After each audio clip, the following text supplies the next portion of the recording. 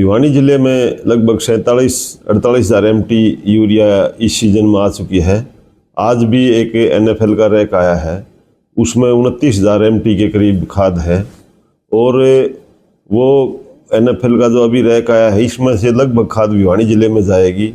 दादरी में ज़िले में रैक न होने की वजह से वो भी अपने यहीं से सप्लाई होगी। तो मैं मानता हूँ कि इस सप्लाई के बाद भिवानी जिले में खाद की और ज़्यादा ज़रूरत शायद नहीं रहेगी। आज कितने बैच से जो है? आज लगभग आप मानोगे तो 60 हज़ार के करीब बैग हो गए। 60 हज़ार ज़्यादा भी हो गए कुछ थोड़े बहुत, वो तो वैगन में कुछ थोड़ा बहुत ऊपर नीचे हो जाता है।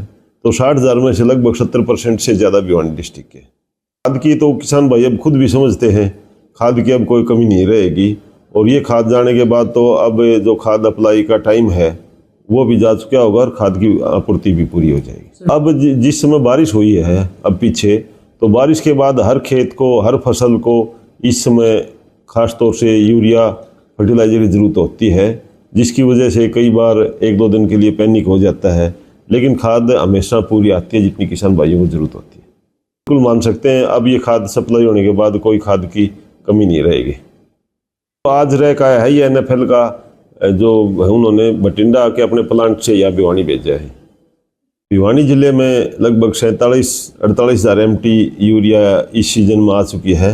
आज भी एक NFL का रैक आया है, उसमें 29 हज़ार MT के करीब खाद है और वो NFL का जो अभी रैक आया है इसमें से लगभग खाद भिवानी जिले में जाएगी। दादरी में ज़िले में रैक न होने की वजह से वो भी अपने यहीं से सप्लाई होगी। तो मैं मानता हूँ कि इस सप्लाई के बाद भिवानी जिले में खाद की और ज़्यादा ज़रूरत शायद नहीं रहेगी। आज कितने बैच से जो है?